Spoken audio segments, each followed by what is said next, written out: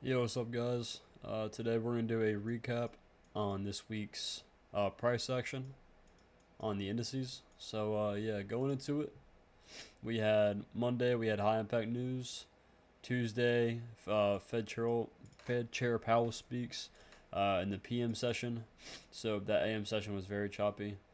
Um, the Wednesday, no news. Thursday, high impact news at 8:30, and then no news on Friday, right? So going into this week, we see a huge expansion on Monday. Typically, it doesn't happen on Mondays. That's usually the accumulation day, but this week, price shot down because of the high impact news. Yeah, as you can see right here, price right when the AM session opened, we retraced into this hourly order block, and then we dropped for the rest of the day. Right? What was that, like maybe 100 point move down? Tuesday, we had no news, so we just chopped around like crazy. Once we hit this standard deviations -1 to -1.5, this is usually a zone where you try to look for a possible trade for you to next or for you to target this next area of the standard deviation, which is the reversal or retracement. So right here, really don't see much. Let me mark this out. Other than this one trade on Wednesday, which is this hourly inversion for value gap trade. And this is on the hourly. Keep in mind, this hourly inversion for value gap. That would have been a nice trade after this buy side liquidity right here has been taken. As you can see right here on Wednesday, price did not end up coming up into the prior day high. It engineered liquidity. Because I was expecting for price to run up and take that high as well as retracing this 4-hour SIBI right here. Price never did that and it just dropped, right?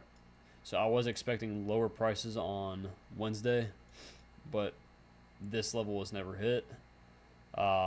This buy side level and this inefficiency up here, so I was kind of late when it came to looking for shorts. Yeah. So now so right here on Wednesday, I started to realize like kind of like the weekly profile we were in. We saw a run lower on Monday, and then Tuesday kind of a standstill, not really moving much, and then Wednesday we saw a move lower. So pulled up this right here. This is a weekly profile, the consolidation midweek decline. It was very close to pretty much this exact chart. We had the big move on Monday down.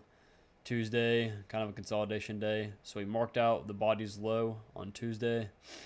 And then on Wednesday, which is the only thing that wasn't correct, if we did take out this high on from Tuesday on Wednesday, this would have been 100% correct, this profile.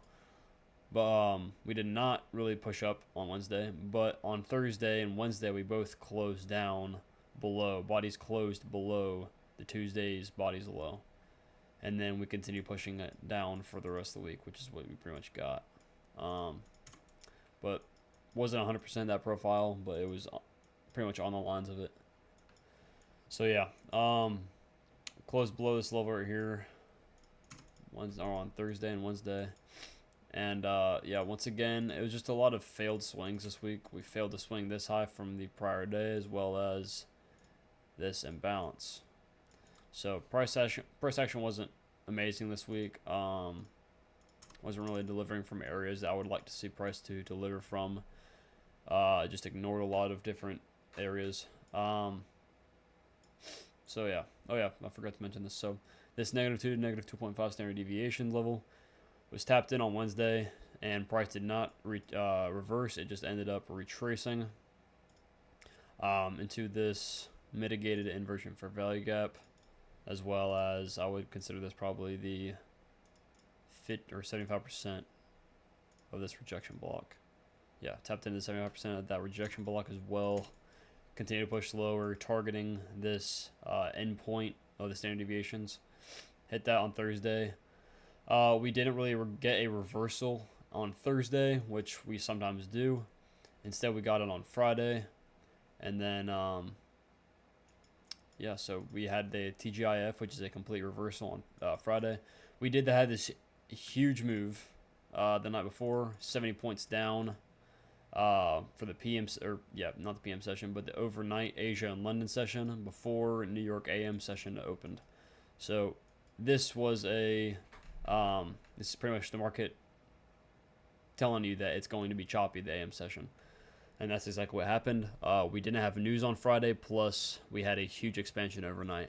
So I shouldn't have traded, but I did trade and I did de-risk, and I lost. So we learned from those things, and we become better as traders. So yeah, Friday we had the TGIF, retraced into the OTE level of the previous days. Whoops, it isn't. Yeah, retraced into the OTE level from the prior day's expansion leg, and we continued lower for the rest of the day. So yeah, that's with yes.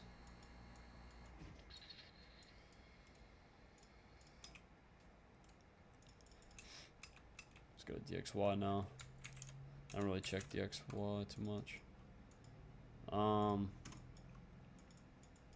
Looks like a bunch of trash.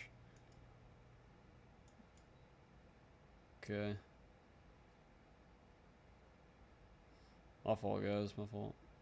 So, right here's Monday right here. So Monday's right here. It was really just up and down this week for DXY. Not really amazing price action. But right here you can see that on Wednesday we had that run on those sell stops, as well as tapping into this 4-hour BISC right here, right? And this pushed price higher, and we ended up inversing this 4-hour inversion for value gap, right? Where we ended up the 4-hour SIBI. Retraced it, retraced back down into it. It did close below it, so that is a little skeptical.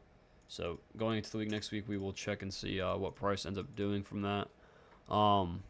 We could very well just continue to push up from this area, because we do have a lot of support right here, especially with this 4-hour BISC as well right here, and this order block that price tapped into.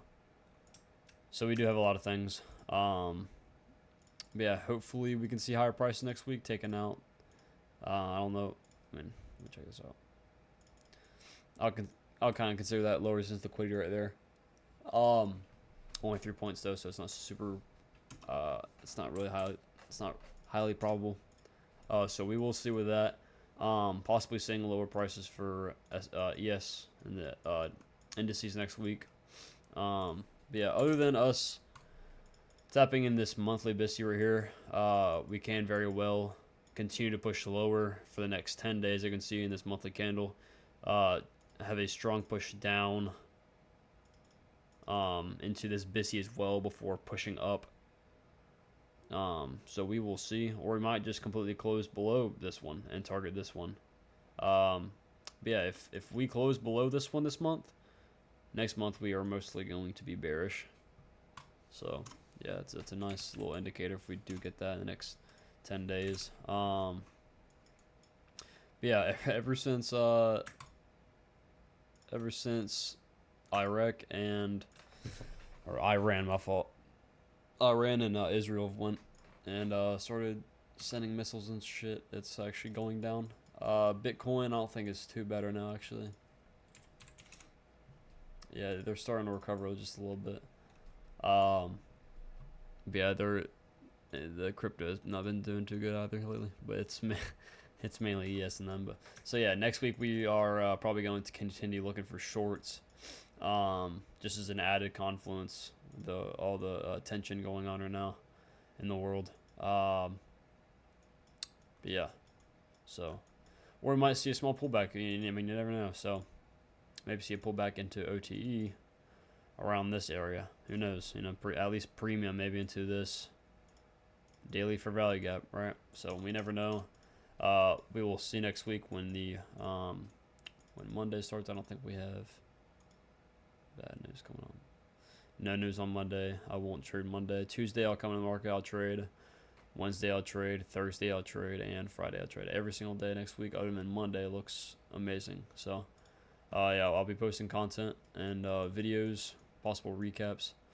And yeah, if y'all enjoyed today's video and found it helpful, like and subscribe, and I'll see you later. Peace.